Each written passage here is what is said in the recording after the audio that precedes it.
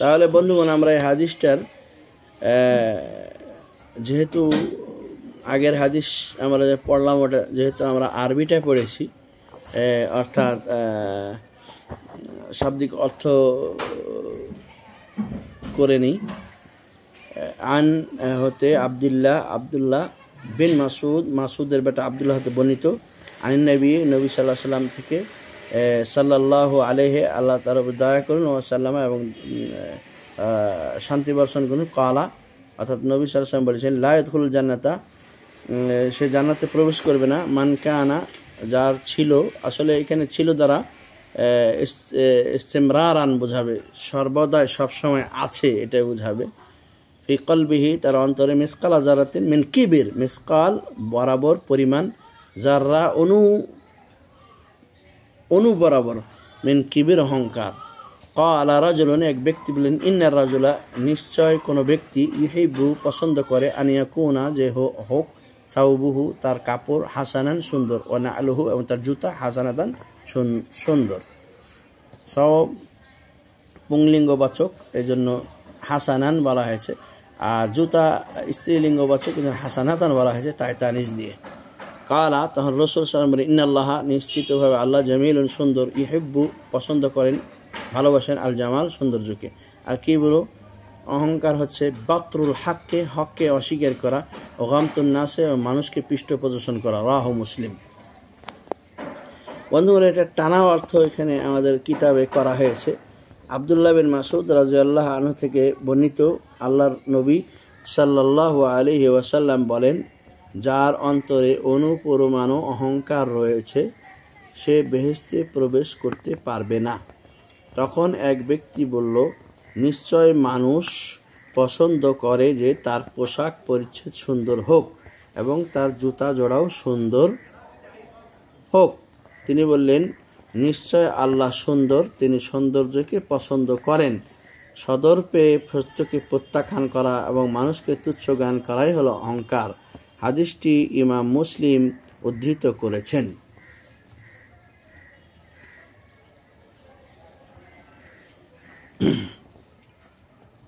হাদিসের বর্ণনাকারীর মাঝে আমরা ভিন্নতা দেখতে পাচ্ছি। সেটা হলো আবদুল্লাহ বিন মাসউদ রাদিয়াল্লাহু আনহু, এর উপর নাম হলো আবু আব্দুর রহমান। তিনি ইসলামের প্রারম্ভিক কালে ইসলাম গ্রহণকারীদের একজন। অল্প বয়সে তিনি ইসলাম গ্রহণ করেছিলেন এবং তিনি বিশিষ্ট বা প্রখ্যাত ফকিহ ও কোরআনের হাফেজ সাহাবীদের অন্যতম। তিনি আল্লাহ রাসূল সাল্লাল্লাহু আলাইহি ওয়াসাল্লামের কাছ থেকে 70টি সূরা মুখস্থ করেছিলেন। যেগুলো হয় যে মুসাফাহাতান, আল্লাহ রাসূলের সাথে, আল্লাহ রাসূলের কাছে, আল্লাহ রাসূলের মুখে মুখে পড়া শিখে 70টা সূরা তিনি মুখস্থ করেছিলেন। এবং 32 হিজরিতে তিনি মদিনায় মৃত্যুবরণ করেন। মৃত্যুকালে তার বয়স ছিল 60 বছর। তিনি হযরত খালিফাতুর রাশেদা আস-সালিস, তৃতীয় খলিফা হযরত উসমান ইবনে আফফান যিন্নুরাইন রাদিয়াল্লাহু তাআলা আনহু আরদাহু আশারে মুবাশশারার মধ্যে অন্তর্ভুক্ত। রাসূলুল্লাহ সাল্লাল্লাহু আলাইহি ওয়াসাল্লামের দুই তনয়া, দুই নূর হযরতে উম্মে কুলসুম এবং হযরতে রুকাইয়া, ওনাদেরকে আধ্যাত্মিকভাবে নূর বলা হয়েছে। যেমন আল্লাহ রাসূলকে আধ্যাত্মিক নূর বলা হয়েছে, সৃষ্টিগত কোনো নূর নয়। তো এই তাকে জিন্নুরাইন বলা হতো, আধ্যাত্মিকভাবে নূর বলা হয়েছে। তো তাদের দুজনের স্বামী হওয়ার সৌভাগ্য অর্জন করেছিলেন হযরত ওসমান রাদিয়াল্লাহু। তো হযরত ওসমান রাদিয়াল্লাহু তাআলার খেলাফতের শেষ পর্যায়ে গিয়ে 2 বছর আগে হযরত ওসমান রাদিয়াল্লাহকে 3 বছর পূর্বে, অর্থাৎ 3 বছর পরে হযরত আবদুল্লাহ বিন মাসউদ মরার 3 বছর পরে হযরত ওসমান রাদিয়াল্লাহু তাআলাকে কুচক্রীরা হত্যা করে। খেলাফতের আসীন থেকে তাকে যখন তারা নামাতে ব্যর্থ হয়, ব্যর্থতায় পর্যবসিত হয় তাদের সমস্ত প্রোপাগান্ডা,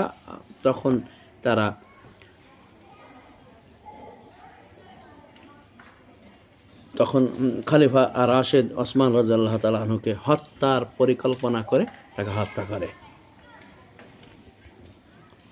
বন্ধুগণ, আমরা হাদিসের সারসংক্ষেপ দেখে নিই।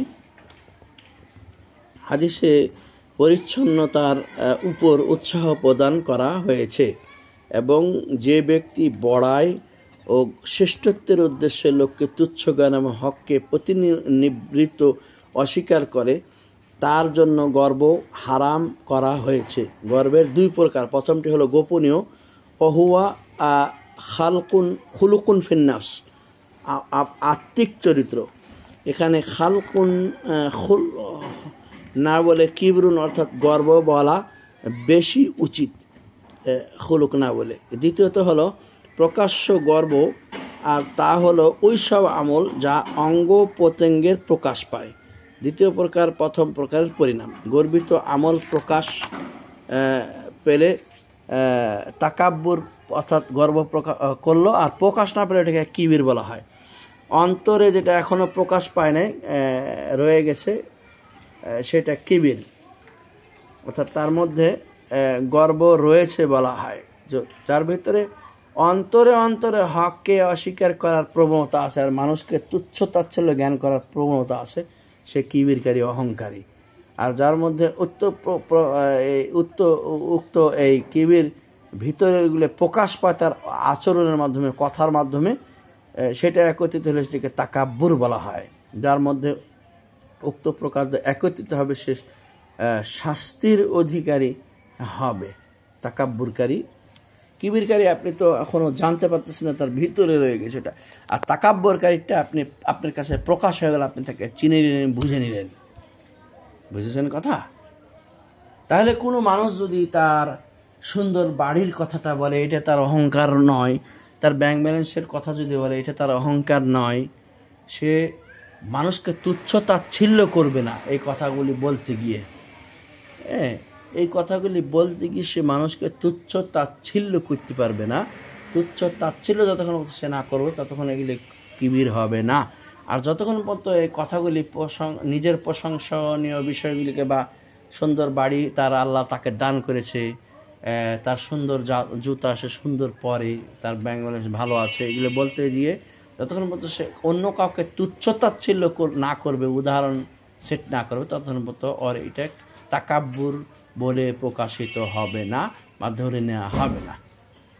এই জন্য কোনো মানুষকে যখন আল্লাহ কোনো বাড়ি ভালো দেয়, কোনো গাড়ি ভালো দেয়, কোনো নারী ভালো দেয়, তখন সব কিছু সে স্মরণ করতে গিয়ে রবের শুকর গুজার করা উচিত, থেকে আলহামদুলিল্লাহ বলা উচিত, সুবহান আল্লাহ বলা উচিত। আরবরা বিশেষ করে কথায় কথায় সুবহান আল্লাহ বলে, এতে তাদের গুনাহ ঝরে যায় এবং নেকি লেখা হয়। এই জন্য তারা সুবহান আল্লাহ বলে কথায় কথায়।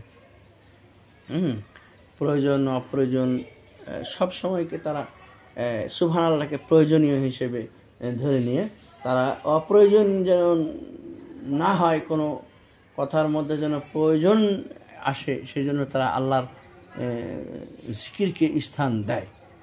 সুবহানাল্লাহ ওয়া বিহামদি। বন্ধুগণ, আমরা হাদিস থেকে, এই হাদিসটি থেকে দিক নির্দেশনামূলক কিছু আমরা নিতে চাই। সেটা হলো দিক নির্দেশনা। এই হাদিসটির দিক নির্দেশনা, অর্থাৎ 11 নম্বর হাদিসটির দিক নির্দেশনা। 11 নম্বর হাদিসটির দিক নির্দেশনা হচ্ছে যে অহংকার করা ও লোককে তুচ্ছ জ্ঞান করা হারাম।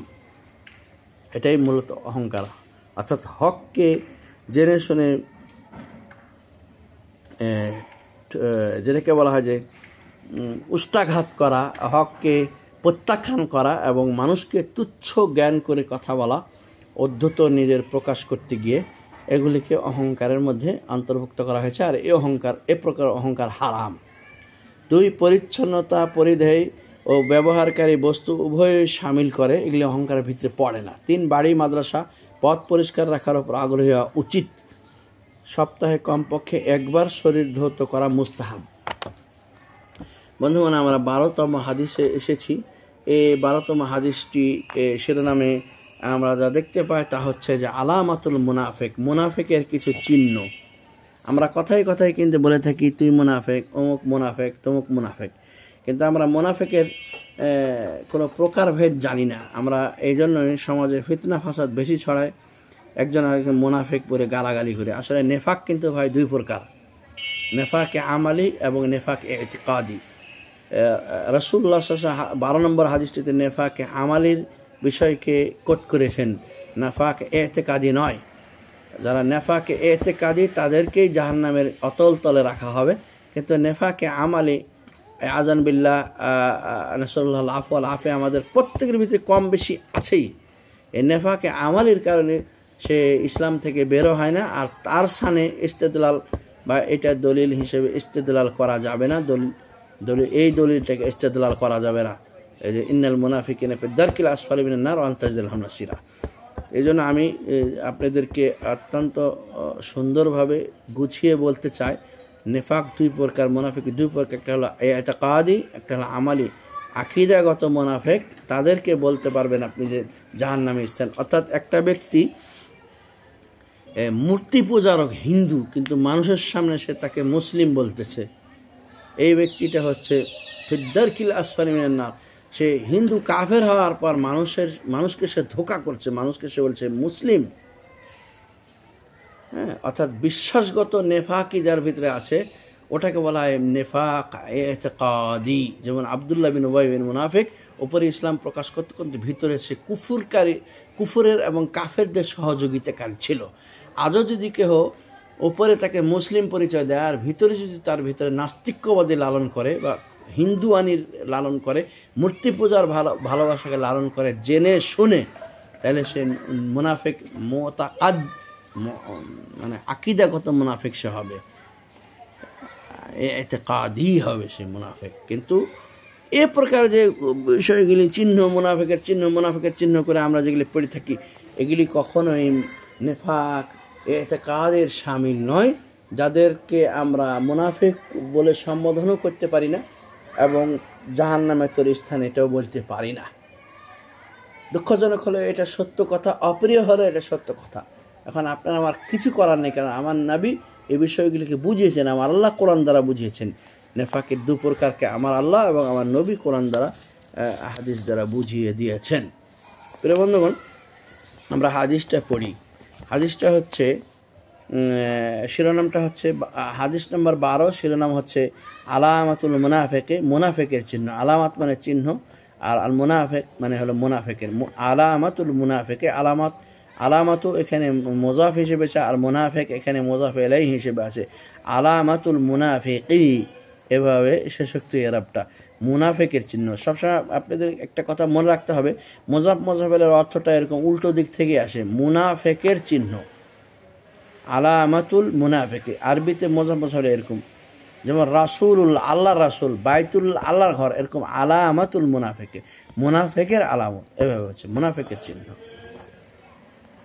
হাদিসটি আমরা পড়ছি এখান থেকে, এবং সামনের ক্লাসটিতে আমরা হাদিসের আরও আমরা নির্যাস তুলে ধরার চেষ্টা করব আমাদের কাছে সরল অর্থসহ। হাদিসটি আমরা বাংলাবাদ করতে চাচ্ছি শাব্দিক অর্থে। আন হতে আবু হুরায়রা হতে রাদিয়াল্লাহু আনহু, আল্লাহ তার বিষয়ে রাজি হোক, আনিন নবী, তিনি নবী থেকে সাল্লাল্লাহু, আল্লাহ তার উপরে দয়া বর্ষণ করুন, ও আলাইহি মানে তার উপরে, ওয়াসাল্লামা এবং তার উপরে শান্তি বর্ষণ করুন। ক্বালা, আর রাসূল সাল্লাল্লাহু আলাইহি ওয়াসাল্লাম বলেছেন, আয়াতুল মুনাফিকি সালাসুন। আয়াতুল মুনাফিকি এক বচন হলো আয়াতুন, আর বহু বচন আয়াত। আলামাতের আরেকটি আমরা সমর্থবোধক আরবি পেলাম, সেটা হলো আয়াত, আয়াহ। আর আলামাত বহু বছর এটা করলে এটা আয়াত, এভাবে আয়াতুল মুনাফিকে, মুনাফিকের চিহ্ন হলো সালাসুন, তিনটি। ইজা, যখন, হাদাসা, কথা বলে, কাজাবা, মিথ্যে বলে, ওয়াইজা, আর যখন,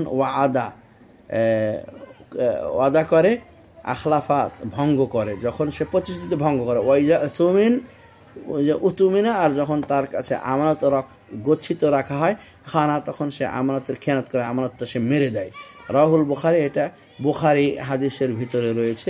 ইমাম বুখারী রাহমাতুল্লাহ আলাইহি তার হাদিসের মধ্যে এটাকে উল্লেখ করেছেন।